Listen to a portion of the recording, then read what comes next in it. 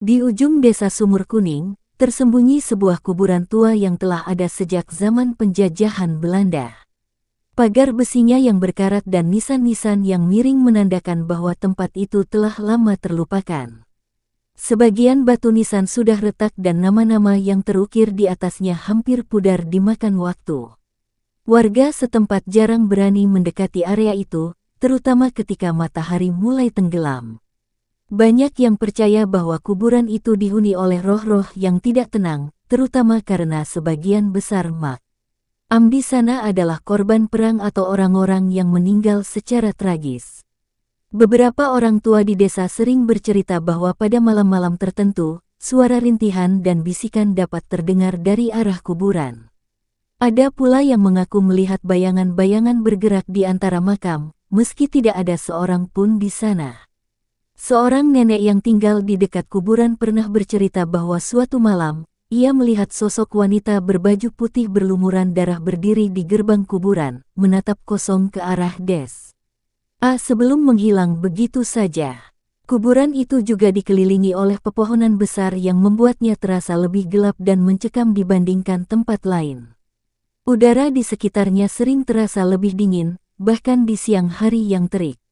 Beberapa warga yang pernah nekat melewati kuburan itu mengaku merasa seperti diikuti atau dipanggil dari kejauhan.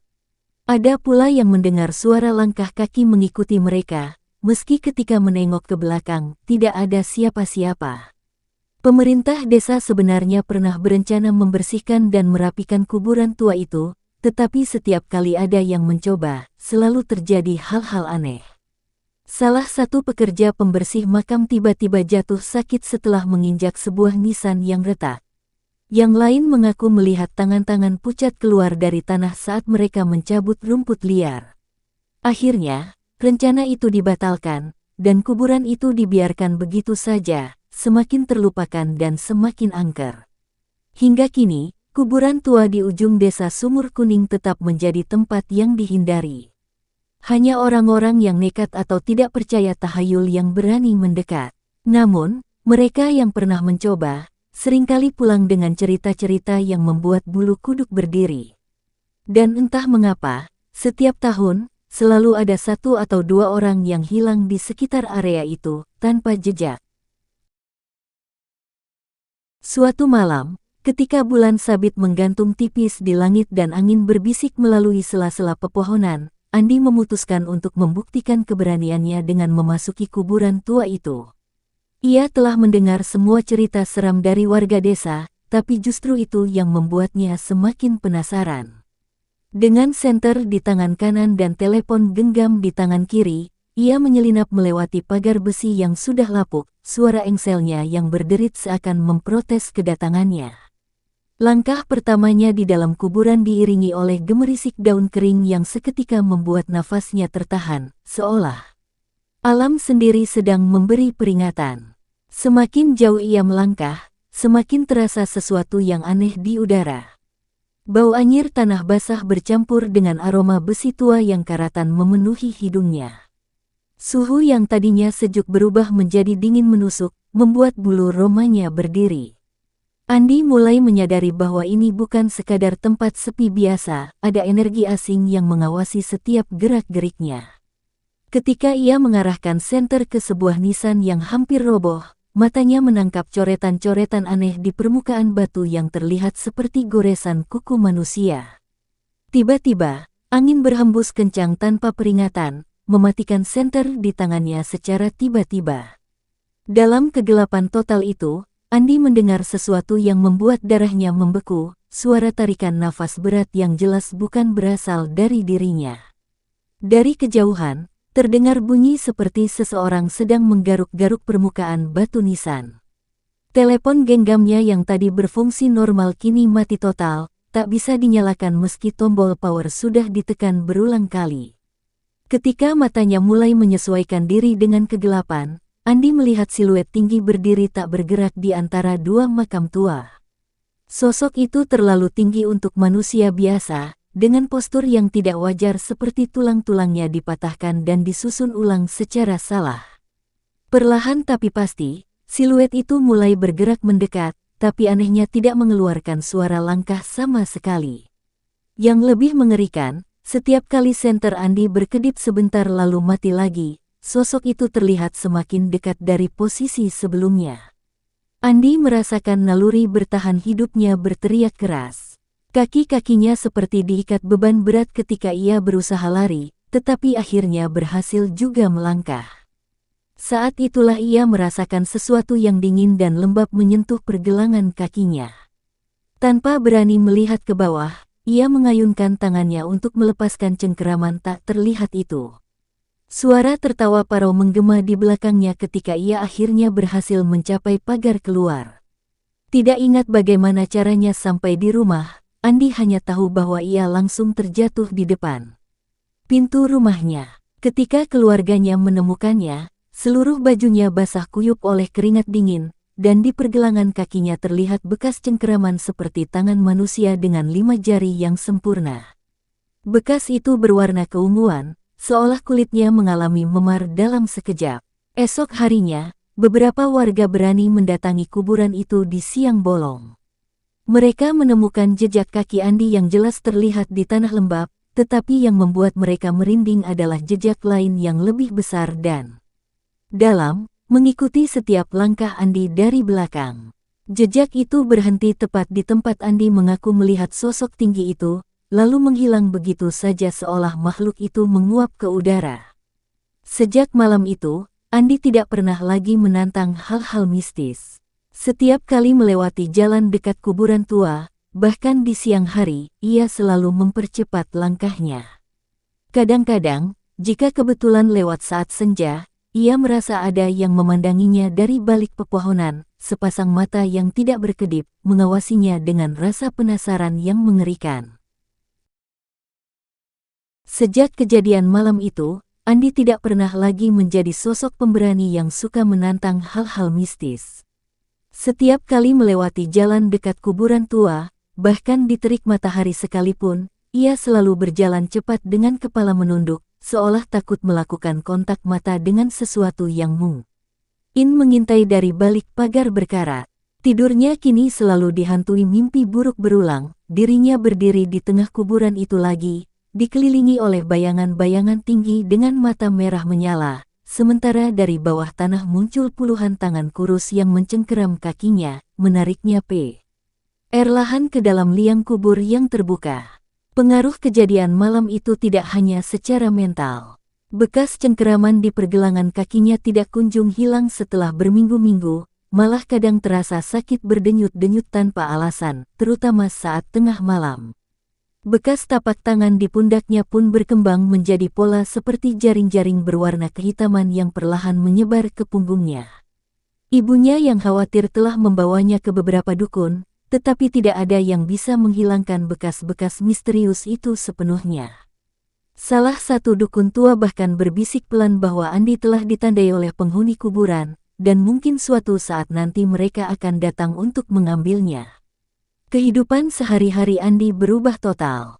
Ia yang dulu aktif sekarang menjadi penyendiri, sering terlihat melamun dengan tatapan kosong. Teman-temannya melaporkan bahwa kadang Andi tiba-tiba berbicara sendiri dengan bahasa aneh yang tidak mereka pahami, terutama ketika berada di tempat sepi. Suatu sore, adiknya melihat Andi berdiri kaku di halaman rumah menghadap ke arah kuburan tua, kedua tangannya tergantung lemas di samping badan, sementara bibirnya bergerak-gerak seperti sedang berbicara dengan seseorang yang tidak terlihat. Yang lebih mengkhawatirkan, warga mulai melaporkan penampakan-penampakan aneh di sekitar rumah Andi. Seorang tetangga melihat bayangan tinggi berdiri di jendela kamar Andi tengah malam, meski saat dicek Andi sedang tertidur pulas. Lain kali, anjing-anjing di sekitar rumahnya tiba-tiba menggonggong histeris ke arah kamar Andi, kemudian langsung merintih ketakutan dan bersembunyi, seolah melihat sesuatu yang mengerikan. Bahkan tanaman di halaman rumahnya mulai layu satu persatu, dimulai dari yang paling dekat dengan kamar tidur. Nya, pada suatu pagi, ibunya menemukan Andi berdiri di depan cermin dengan ekspresi yang bukan miliknya. Wajahnya tampak lebih tua dan muram, matanya hitam pekat seperti yang ia gambarkan tentang makhluk di kuburan. Ketika ibunya memanggil namanya, Andi berbalik dengan gerakan kaku yang tidak wajar, tersenyum lebar dengan gigi-giginya yang tiba-tiba terlihat lebih tajam, sebelum tiba-tiba pingsan. Saat sadar, Andi tidak ingat apa-apa, hanya mengeluh sakit kepala parah dan perasaan bahwa ada orang lain di dalam. Pikirannya yang kadang mengambil alih kendali. Keadaan ini berlangsung selama berbulan-bulan, dengan kondisi Andi yang semakin memburuk. Warga desa mulai berbisik-bisik bahwa jiwa Andi perlahan sedang digantikan oleh arwah dari kuburan tua itu. Beberapa orang bahkan mengaku melihat sosok bayangan tinggi berdiri di belakang Andi setiap kali ia berjalan, seolah menyatu dengannya. Dukun terakhir yang memeriksanya hanya bisa menggeleng sedih, mengatakan bahwa sebagian dari Andi mungkin sudah tertinggal di kuburan itu pada malam terjadinya kejadian mengerikan tersebut. Hingga pada suatu pagi, kamar Andi ditemukan kosong. Jendelanya terbuka lebar dengan tirai yang berkibar-kibar ditiup angin pagi. Di lantai terlihat jejak tanah kuburan membentuk tapak kaki menuju jendela, satu set jejak keluar, tetapi tidak ada jejak yang masuk. Pencarian besar-besaran dilakukan, namun tidak ditemukan tanda-tanda Andi di manapun. Satu-satunya petunjuk adalah sehelai kain kafan usang yang tergantung di pagar kuburan tua, persis di tempat Andi pertama kali melarikan diri dulu. Warga yang paling berani masuk ke kuburan itu melaporkan bahwa salah satu makam yang sebelumnya retak kini terbuka lebar, dan dari dalamnya tercium bau anyir yang aneh, campuran antara bau tanah basah dan sesuatu yang lebih segar, seperti kehidupan.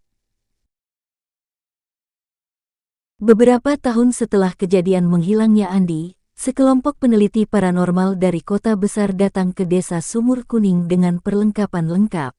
Mereka membawa kamera termal, perekam suara digital berteknologi tinggi, dan berbagai alat pengukur medan elektromagnetik. Ketua tim, seorang profesor antropologi bernama Rizal, menyatakan niat mereka untuk mengungkap kebenaran di balik legenda kuburan tua itu.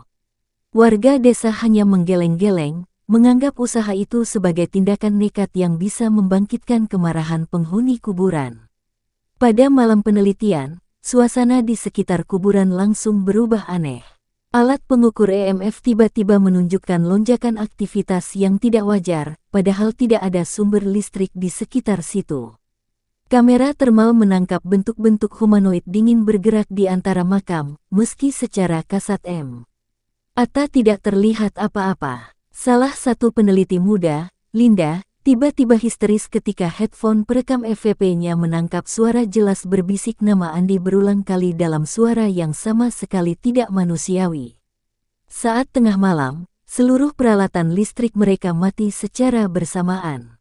Dalam kepanikan, mereka menyalakan lilin darurat yang cahayanya justru membuat bayangan di sekitar kuburan terlihat lebih hidup.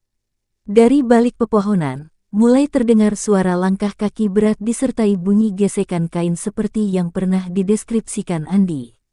Profesor Rizal dengan gemetar mengarahkan senter ke sumber suara, dan yang muncul membuat darah mereka membeku. Sosok tinggi dengan postur tidak wajar, mengenakan pakaian kuno yang lapuk, berdiri di antara dua nisan. Yang lebih mengerikan, wajahnya menunjukkan ciri-ciri Andi, tapi terdistorsi dan tua, seperti versi buruk dari pemuda itu. Salah satu anggota tim, Budi, tiba-tiba berteriak ketika merasa sesuatu yang dingin menyentuh lehernya dari belakang. Ketika yang lain berbalik, mereka melihat dengan ngeri 5 bekas jari berwarna hitam mulai muncul di kulit leher Budi, persis seperti yang pernah dialami Andi dulu. Kamera yang sempat menyala sebentar berhasil menangkap bayangan asap hitam membentuk tangan yang sedang mencekik Budi dari belakang. Keesokan harinya, tim peneliti itu buru-buru meninggalkan desa dengan wajah masih dipenuhi ketakutan. Mereka membawa serta rekaman-rekaman mengerikan yang tidak berani mereka publikasikan. Profesor Rizal diam-diam memberitahu kepala desa bahwa mungkin ada lebih dari 20 entitas berbeda yang menghuni kuburan itu, dan beberapa di antaranya tampaknya berasal dari zaman yang jauh lebih tua daripada periode kolonial. Yang paling mengganggunya adalah penampakan sosok mirip Andi yang terus muncul dalam berbagai rekaman, seolah sekarang menjadi bagian dari penghuni kuburan itu. Beberapa bulan setelah kejadian itu, salah seorang peneliti yang ikut dalam ekspedisi, Budi, ditemukan meninggal di apartemennya dengan ekspresi wajah yang membeku dalam teror. Dokter tidak menemukan penyebab kematian alami, tapi di lehernya terlihat jelas bekas cengkeraman 5 jari berwarna ungu teh. Wah, yang aneh, kamera pengawas di apartemennya hanya menunjukkan Budi sendiri yang tiba-tiba meraih lehernya sendiri sebelum jatuh ke lantai, meski ia jelas-jelas sedang berusaha melepaskan cengkeraman sesuatu yang tidak terlihat. Desa Sumur Kuning akhirnya memutuskan untuk menutup akses ke kuburan tua itu sepenuhnya. Pagar besi diperkuat dengan tembok rendah dan diletakkan tanda larangan masuk dengan ancaman bahaya. Namun pada malam-malam tertentu, warga yang nekat lewat di dekat situ masih melaporkan melihat sosok tinggi berdiri di balik pagar, terkadang dengan wajah yang mengingatkan mereka pada Andi. Dan yang paling menakutkan, jumlah makam yang terlihat dari luar pagar tampaknya bertambah satu dari jumlah seharusnya, dengan nisan baru yang perlahan tapi pasti mulai menunjukkan nama yang familiar. Hingga kini, kuburan tua di ujung desa Sumur Kuning tetap menyimpan misteri yang tak terpecahkan. Pagar besi berkarat itu kini dikelilingi tembok rendah dengan tulisan peringatan besar berwarna merah, tetapi seiring waktu, coretan-coretan aneh mulai muncul di permukaan tembok tersebut, seperti goresan kuku manusia yang membentuk simbol-simbol tidak dikenal. Warga yang lewat sering melaporkan merasa ada yang mengawasi mereka dari balik tembok, bahkan di siang hari bolong sekalipun. Suara bisikan-bisikan asing kadang masih terdengar, terutama ketika angin bertiup dari arah kuburan ke permukiman desa. Setiap tahun sekali, tepat pada malam ketika Andi pertama kali masuk ke kuburan itu, warga mengadakan ritual kecil dengan menaburkan bunga dan garam di perbatasan kuburan. Namun anehnya, keesokan paginya selalu ditemukan jejak-jejak kaki basah mengarah keluar dari kuburan, seolah sesuatu telah mengikuti mereka pulang setelah upacara. Beberapa keluarga di desa mengaku kadang melihat bayangan tinggi berdiri di pekarangan rumah mereka setelah ritual tersebut, diam-diam mengawasi sebelum menghilang saat fajar menyingsing. Yang paling mengkhawatirkan adalah laporan tentang penampakan sosok mirip Andi yang semakin sering terlihat. Tidak seperti penampakan hantu pada umumnya, sosok ini tampak lebih nyata dan padat, seakan memiliki wujud fisik. Seorang anak kecil pernah mengaku diajak bermain oleh seorang pemuda pucat di tepi hutan dekat kuburan, yang memperkenalkan diri sebagai Andi. Ketika didekati warga, sosok itu menghilang begitu saja, meninggalkan jejak kaki berlumpur yang mengarah kembali ke kuburan tua. Pemerintah daerah pernah berniat membersihkan area kuburan itu secara total, mengubahnya menjadi lahan produktif. Namun setiap kali alat berat dibawa masuk, mesin-mesin itu selalu mogok dengan cara aneh. Seorang operator buldoser mengaku melihat puluhan sosok bayangan berdiri mengelilingi kuburan dengan ekspresi mengancam ketika mesinnya tiba-tiba mati. Proyek itu akhirnya dibatalkan setelah 3 pekerja jatuh sakit secara misterius dengan gejala yang sama, demam tinggi dan bekas cengkeraman 5 jari di pergelangan kaki mereka. Kini kuburan tua itu dibiarkan begitu saja, semakin ditelan oleh alam dan semakin dihindari oleh warga. Anak-anak kecil diperingatkan keras oleh orang tua mereka untuk tidak mendekati area tersebut, bahkan tidak boleh menatapnya terlalu lama. Beberapa warga tua yang masih ingat Andi kecil kadang mengelus dada ketika melewati jalan dekat kuburan, berbisik doa untuk arwah pemuda malang yang mungkin masih terperangkap di antara dunia nyata dan alam lain yang mengerikan. Legenda kuburan tua di ujung desa Sumur Kuning terus hidup dari generasi ke generasi, dengan cerita-cerita baru yang terus bertambah setiap tahunnya. Yang pasti, semua orang sepakat bahwa tempat itu bukan sekadar pemakaman biasa, melainkan semacam gerbang yang seharusnya tetap tertutup. Dan entah mengapa, semakin lama, nisan-nisan di dalamnya tampak semakin rapi dan terawat, seolah ada tangan-tangan tak terlihat yang terus menjaga kuburan itu, serta para penghuninya yang gelisah.